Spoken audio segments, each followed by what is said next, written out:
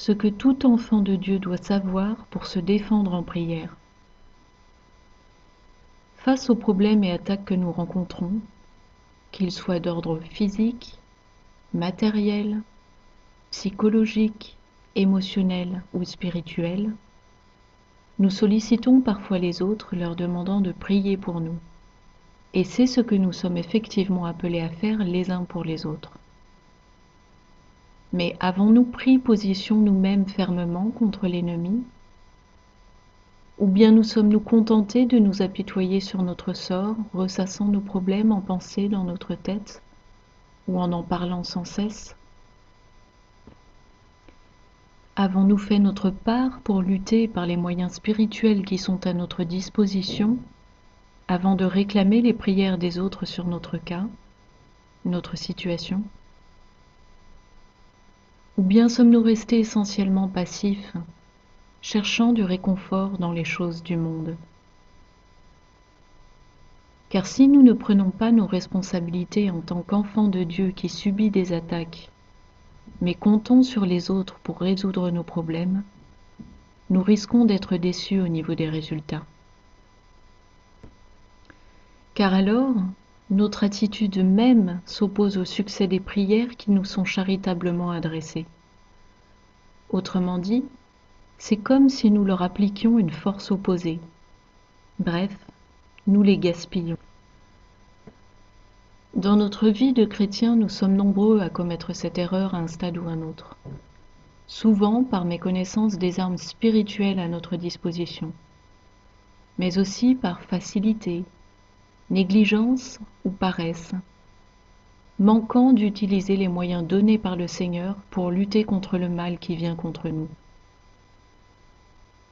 Mes frères et sœurs, nous devons absolument apprendre à nous défendre déjà par nous-mêmes, car le mal ne cesse de s'accroître dans ce monde, de même que les attaques contre les enfants de Dieu, pour nous empêcher de rentrer dans notre destinée et de propager le royaume de Dieu sur terre. Le Seigneur Yahushua est mort sur la croix pour nous. Nous devons absolument comprendre ce que cela implique, pour nous qui l'avons reconnu comme notre Dieu et Sauveur.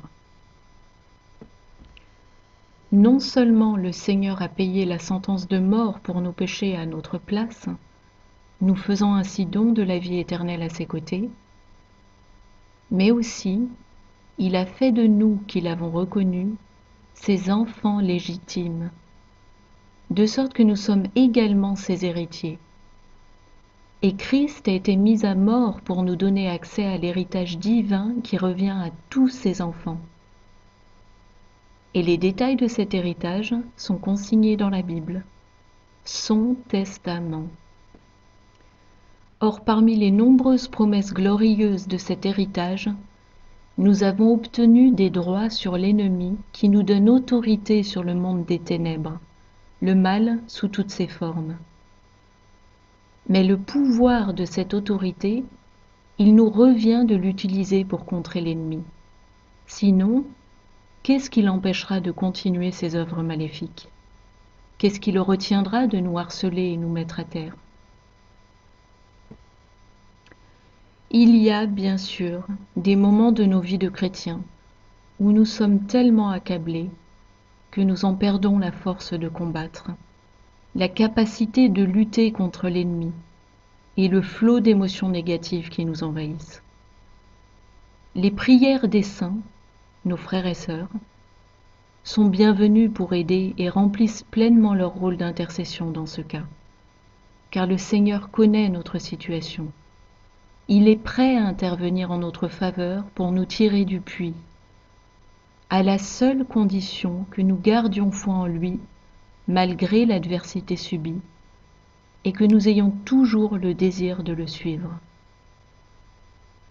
Alors, comment exercer cette autorité contre l'ennemi pour s'en défendre? Je le répète, car c'est crucial. Cette autorité qui nous est donnée fait partie de notre héritage avec Christ, en tant qu'enfants de Dieu.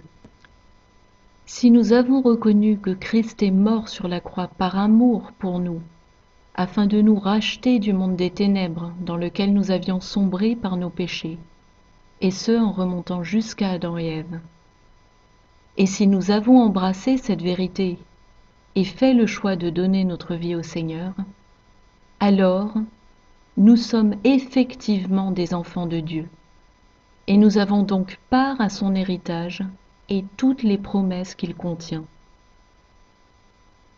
Nous devons donc reconnaître notre identité en tant que fils et filles de Dieu, de façon à pouvoir bénéficier de l'héritage qui l'accompagne. Nous devons également prendre connaissance et avoir bien conscience de cet héritage et se l'approprier. Car si nous ignorons ce que notre héritage contient, comment pouvons-nous l'utiliser ? Voici les erreurs que nous commettons fréquemment et qui nous empêchent de repousser efficacement l'ennemi.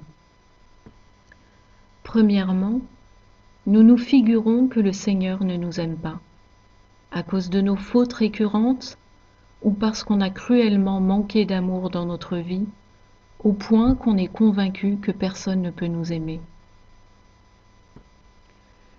C'est oublier que le Seigneur ne nous aime pas pour ce que nous avons fait ou pas fait dans cette vie, mais il nous aime car au travers du sang versé de Christ, il voit l'âme pure, restaurée, qu'il a créée et qui est en nous.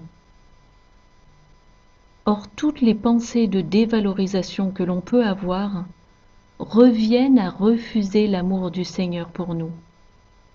Car comment le Seigneur peut-il nous aimer comme étant son trésor, chacun de nous, ses enfants, si nous nous convainquons sans cesse que nous ne valons rien et sommes bons à rien? Et si nous rejetons le fait que nous sommes son enfant bien-aimé, alors nous en perdons notre héritage d'enfant de Dieu. Or, l'autorité que nous avons sur l'ennemi pour vaincre le mal fait partie de cet héritage. Pourtant, c'est la vérité. Le Seigneur nous aime, et d'un amour si immense même, que de son plein gré, il est mort dans d'atroces souffrances afin de sauver chacun d'entre nous. Comment pouvons-nous l'oublier ? Et ajouter à cela, le Seigneur ne cesse de nous le répéter message après message, inlassablement. Je vous aime, mes enfants. Oui, Jésus l'a prouvé et continue sans cesse de le prouver. Il nous aime d'un amour inconditionnel qui dépasse notre compréhension. Ainsi, si nous continuons malgré tout d'en douter en nous dévalorisant, alors c'est que nous faisons davantage confiance à l'ennemi qu'au Seigneur. Car l'ennemi, lui, passe son temps à nous murmurer à l'oreille que nous ne valons rien et qu'il n'y a aucune chance que Dieu puisse nous aimer et nous utiliser pour son royaume. Soumettez-vous donc à Dieu, résistez au diable, et il fuira loin de vous. Approchez-vous de Dieu, et il s'approchera de vous, nous dit la parole dans Jacques chapitre 4 versets 7 et 8. Mais si au lieu de lui résister et de le chasser, nous croyons l'ennemi et ses mensonges, alors c'est à lui que nous nous soumettons, et nous n'avons donc aucune chance de le vaincre, mais nous lui donnons au contraire du pouvoir sur nous. Et si nous n'avons pas confiance dans l'amour du Seigneur, alors notre attitude est celle de quelqu'un qui ne considère pas la parole de Dieu comme digne de foi, et qui ignore les preuves d'amour indiscutables qu'il nous a données. Nous en perdons donc notre véritable identité en lui, et avec notre héritage. Or, dans cet héritage divin, rappelez-vous, nous était offerte l'autorité sur le monde des ténèbres, afin de pouvoir repousser et vaincre l'ennemi. Deuxièmement, nous ne connaissons pas notre héritage, contenues dans les promesses du Seigneur pour nous. Si nous ne passons pas suffisamment de temps quotidiennement dans les Écritures, à méditer la parole de Dieu avec l'aide de son esprit, nous risquons fort de passer à côté de ses promesses. Autrement dit, de ne pas prendre possession de notre héritage en tant que fils et filles de Dieu. Troisièmement, nous sommes passifs. La passivité nous rend aussi aveugles à la vérité et sourds à entendre l'Esprit nous parler. Nous devons utiliser le libre arbitre, la volonté propre dont le Seigneur nous a fait grâce en créant l'homme, pour faire le choix d'agir contre l'ennemi. Car le Seigneur nous a donné, à nous, ses enfants, autorité sur l'ennemi. Encore faut-il l'utiliser pour pouvoir observer un résultat. En outre, face à l'ennemi qui est très capable d'influencer nos émotions, nous avons, nous, le pouvoir et l'autorité sur nos émotions.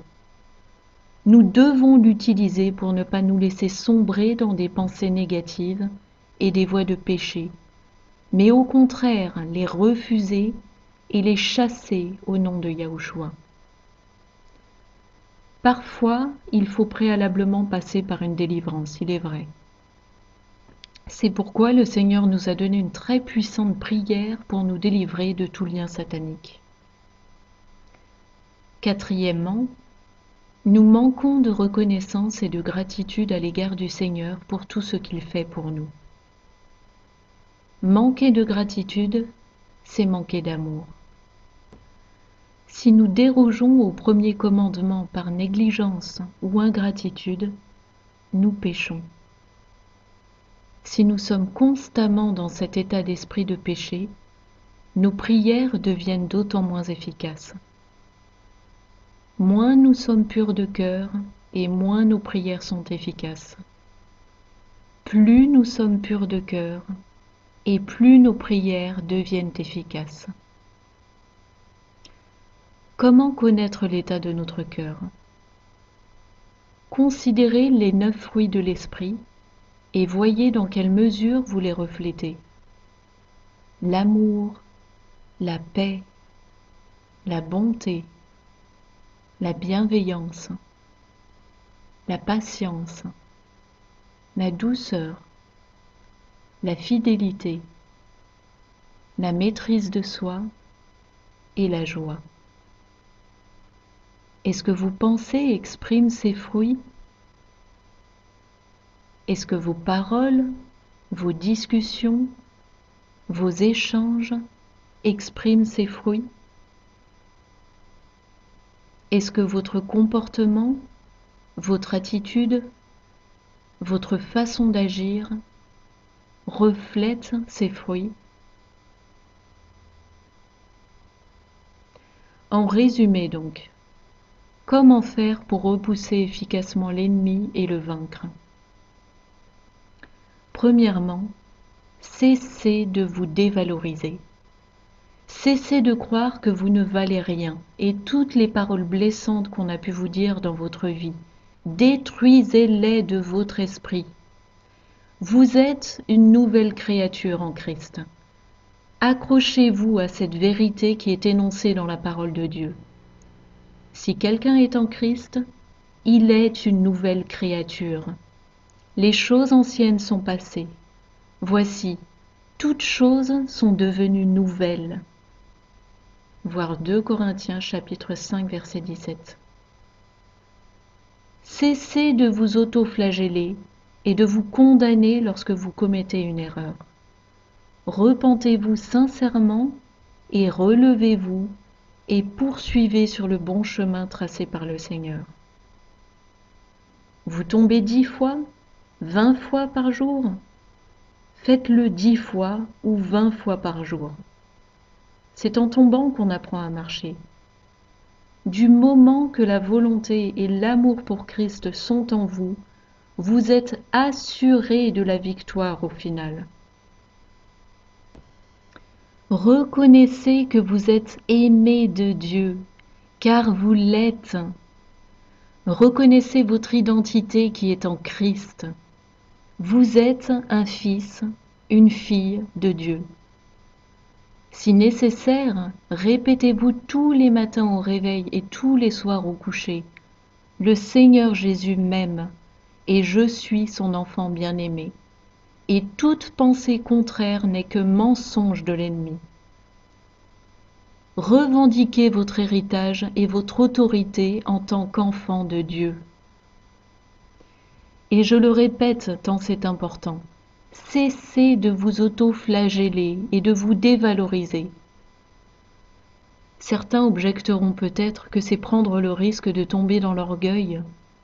Cependant, reconnaître la vérité et rejeter un mensonge n'est pas faire preuve d'orgueil. C'est là un piège et c'est ce que l'ennemi voudrait vous faire croire. Ce serait de l'orgueil, en revanche, de croire que le Seigneur vous aime davantage que notre âme. Deuxièmement, étudiez la parole de Dieu et prenez note pour vous, vos besoins, votre propre cas, des promesses dont elle est truffée pour son peuple, car vous en faites partie. Vous pouvez également vous procurer un recueil de promesses bibliques où ces dernières ont été réunies et classées par thème. Cela peut vous aider à répondre à chaque situation délicate que vous rencontrez. Proclamez en prière ces promesses sur votre vie, sur votre situation, avec foi et détermination au nom de Yahushua ou Jésus-Christ. Lire une page de promesses bibliques tous les soirs avant de s'endormir peut être une excellente habitude à prendre, car rappelez-vous, la parole est vivante, elle agit en nous. Troisièmement, prenez autorité sur l'ennemi, ne restez pas passif, défendez-vous. Utilisez les prières qui vous sont données dans ce ministère, par exemple, pour vous apprendre à vous revêtir de l'armure de Dieu. Apprendre à utiliser la parole de Dieu pour vous défendre et combattre les forces du mal. Autrement dit, pour apprendre à vous emparer de votre autorité en Christ contre l'ennemi. Quatrièmement, soumettez-vous à Dieu de tout votre cœur par amour pour lui. Et ne tombez pas dans le piège de vous rebeller contre lui parce que les circonstances que vous vivez sont difficiles. Obéissez à ses saints commandements et cherchez constamment sa volonté pour vous dans votre vie. Le fait de vous soumettre à Dieu en toutes choses vous donnera du pouvoir contre l'ennemi, car vous permettrez ainsi à l'Esprit de Dieu de grandir en vous, et c'est lui qui vous rend fort, comme il est dit dans 2 Corinthiens chapitre 12 verset 10. « Quand je suis faible, c'est alors que je suis fort. » Cultivez les fruits de l'esprit. Demandez l'aide de Dieu dans ce sérieux et indispensable travail de transformation de votre cœur. Sondez votre conscience à tout moment pour repérer vos faux pas et pour vous en repentir sur le champ. Repentez-vous sincèrement en prière quotidiennement. Faites preuve de gratitude envers Dieu. Louez le Seigneur. Rendez-lui grâce quotidiennement et à tout moment pour toutes les grâces et les bénédictions qu'il vous a accordées, vous accorde et va continuer de vous accorder dans votre vie, dans tous les domaines. Lorsque vous êtes attaqué, que rien ne va, reconsidérez les grâces et bénédictions du Seigneur dans votre esprit pour faire contrepoids et être capable de le remercier et le louer même dans l'adversité. Le Seigneur appréciera grandement cet acte de foi et de reconnaissance, et il se battra alors lui-même pour vous contre l'ennemi. Alléluia et Amen.